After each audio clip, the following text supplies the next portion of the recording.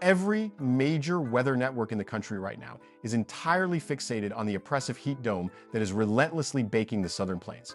And from a purely meteorological standpoint, their obsession is completely justified. However, while millions of eyes are glued to the sweltering conditions in Texas and Oklahoma, an infinitely more deceptive and structurally devastating threat is quietly assembling to the north. Here at American Sky Brief, we look beneath the surface of the mainstream radar to understand how small atmospheric changes escalate into massive events. We are tracking a late-season frost event arriving in the second half of May. If you were tempted to click away because you assume a late May frost is merely a minor inconvenience that might nip the edges of a few petunias, you need to hear this out. This is not a typical localized cold snap. This is a highly coordinated meteorological strike arriving at the absolute worst possible moment in the agricultural calendar. Temperatures are projected to plummet so aggressively in specific topographical pockets that they will trigger catastrophic cellular damage to commercial crops, cripple small gardening operations, threaten newborn livestock, and pose a genuine, life-threatening hazard to vulnerable human populations who are entirely unequipped for freezing conditions this late in the year. The psychological comfort of the spring calendar is about to become a fatal trap for anyone who is not actively preparing for what is descending from Canada. To understand why this specific event is so incredibly dangerous, we have to examine the biological trap that was set weeks ago. The true danger of a late May frost is rarely about the raw temperature reading itself. Rather, the lethality is entirely dependent on the precise timing of the strike. Across the northern tier of the United States, stretching expansively across the Dakotas, Minnesota, Wisconsin, Michigan's Upper Peninsula, upstate New York, Vermont, and reaching all the way into the Pacific Northwest, the biological landscape is no longer dormant. The unusually intense warmth we experienced throughout March and early April fundamentally deceived the local ecosystems, pulling everything forward by a staggering 2 to 3 weeks ahead of historical averages. Consequently, the vegetation is currently exhibiting a calendar stage, typically associated with early to mid-June. Corn crops have already broken through the soil surface, and soybean fields are actively emerging. Vast stretches of fruit trees across Michigan and the Great Lakes region are either in full bloom or have entirely leafed out. Mid-Atlantic strawberry crops are currently actively fruiting, and prestigious vineyards stretching across the Finger Lakes and the Willamette Valley are pushing extraordinarily tender, highly vulnerable new growth out of every single shoot. When a cold air mass capable of producing a hard frost collides with plants at this advanced, defenseless stage, it does not merely slow them down, it structurally destroys them. The tender new foliage that has emerged over the past 2 to 4 weeks possesses essentially zero cold tolerance. If it frosts in late March, the plants simply shrug it off because they have not yet broken their winter dormancy. But when temperatures drop below 28 degrees Fahrenheit for more than a couple of hours in late May, a violently destructive microscopic process occurs. The water inside the plant tissues freezes, expanding rapidly and violently, rupturing the cell walls from the inside out. Once this catastrophic cellular lysis occurs, there is no undoing it. That crop is permanently gone. That fruit set is completely wiped out. And for countless small to mid-sized family farming operations, this single night of weather dictates the difference between making it through the year and facing financial ruin.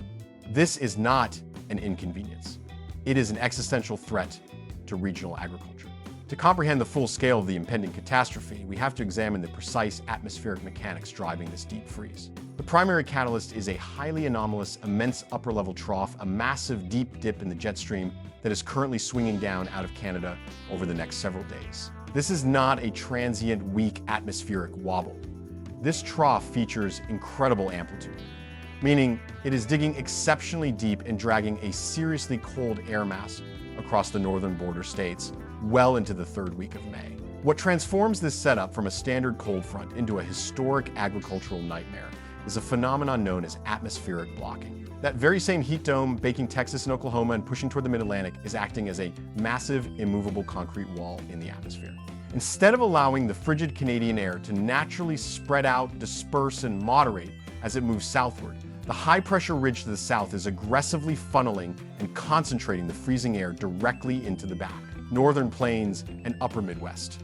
By Thursday night into Friday morning, spanning May 22nd into the 23rd, this atmospheric bottleneck is going to force overnight lows to crash into the upper 20s and low 30s across a massive swath of the country. The epicenter of this impending disaster is firmly fixed on a specific corridor running from western Minnesota, traversing northern and central Wisconsin, crossing the upper peninsula of Michigan, and descending into the northern lower peninsula around Traverse City and Petoskey. This precise geographical zone will find itself trapped in the coldest pocket of this descending air mass. These locations will experience the clearest skies and the lightest winds, which actually represents the absolute worst possible combination for frost generation. Without a blanket of protective cloud cover to trap terrestrial heat, the warmth accumulated near the Earth's surface during the day rapidly radiates outward into space all night long. By 4:00 or 5:00 a.m. on Friday morning, the localized depressions and valleys in this corridor will be sitting at 28, 27, or even 26 degrees Fahrenheit. For the agricultural sector, specifically the fruit-growing regions surrounding Traverse City, this forecast is deeply concerning. This area is one of the top cherry-producing regions in the entire United States, cultivating vast quantities of both tart and sweet cherries. Right now, these massive orchards are in a critical stage of development where even one hard frost night can wipe out 50 to 70% of the crop on a given farm.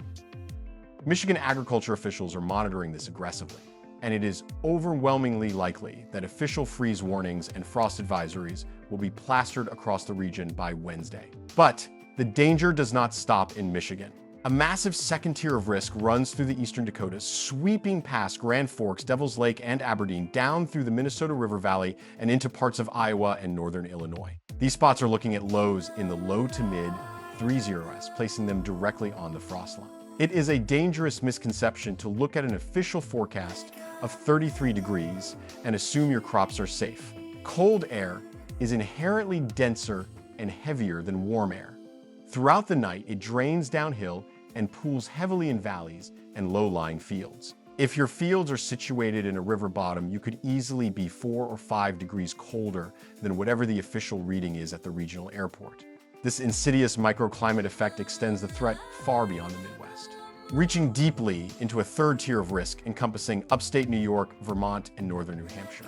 The Canadian air mass possesses a long reach, and the apple and wine grape industries across the Finger Lakes and the Hudson Valley are in an incredibly vulnerable spot right now.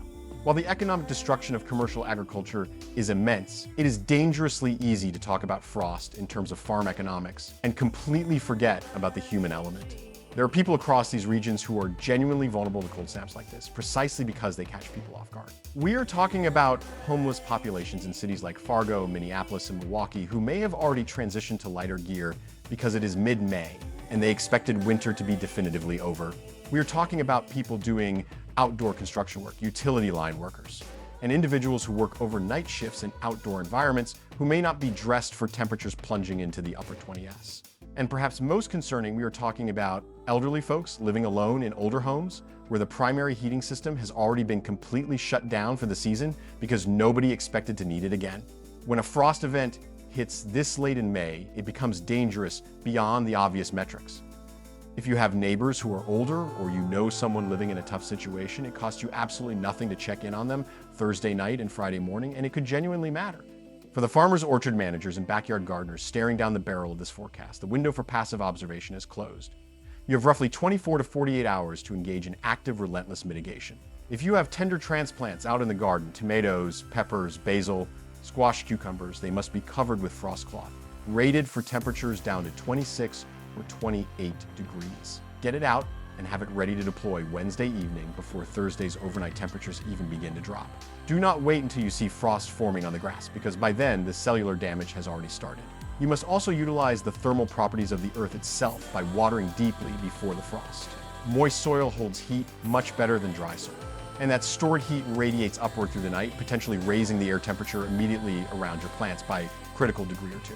It is not a huge buffer, but on a marginal night, it can be the literal difference between total damage and survival. For massive commercial-scale fruit and vegetable operations, defense requires bringing in the heavy machinery deep in the freezing darkness. You will find a dedicated farm girl and seasoned agricultural crews racing against the dropping mercury to fire up towering wind machines. These enormous industrial fans are strategically engineered to mix the warmer air aloft with the colder air pooled near the surface, capable of raising temperatures by 3 to 5 degrees.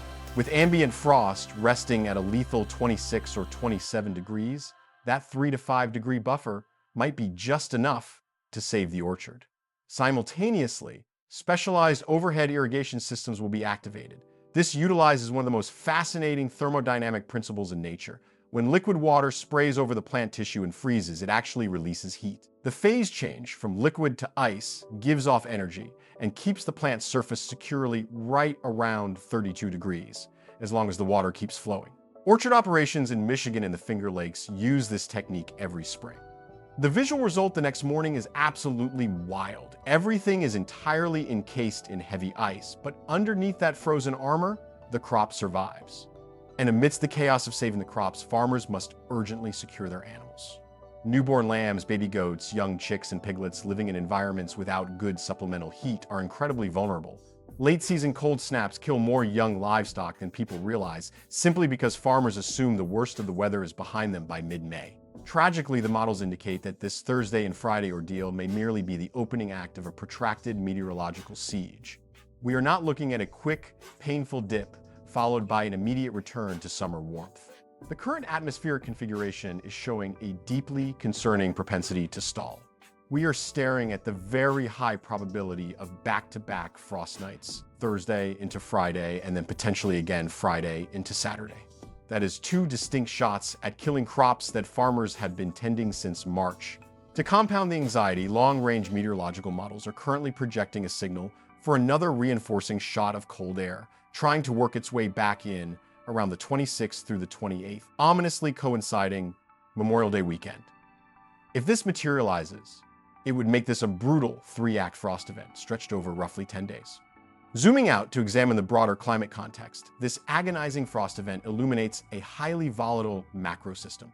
The massive heat dome, parked relentlessly over the south, is deeply rooted, and the predictive models are keeping it in place well into the first week of June. This means a prolonged stretch of early summer-like heat for the southeast and mid-Atlantic, with temperatures hitting the upper 90s in Texas and Oklahoma. But for the northern tier, this southern ridge actively creates a stubborn split flow pattern within the jet stream. The southern branch carries heat and moisture northward, while the northern branch is trapped in a cyclical loop, repeatedly dipping down and pulling cold Canadian air along with it. This persistent split flow ensures that the northern Midwest and Great Lakes regions are going to be stuck in a volatile back and forth for the next couple of weeks. Cold nights, warm days, big temperature swings, and constant opportunities for late frost events. Spring in the northern tier is simply not wrapping up cleanly this year. The assumption that the calendar date guarantees environmental safety is a cognitive bias that this weather system will ruthlessly exploit. The date on the calendar absolutely does not tell you what the temperature outside is doing. May 19th can still kill your tomatoes, and May 22nd can still completely devastate a cherry orchard.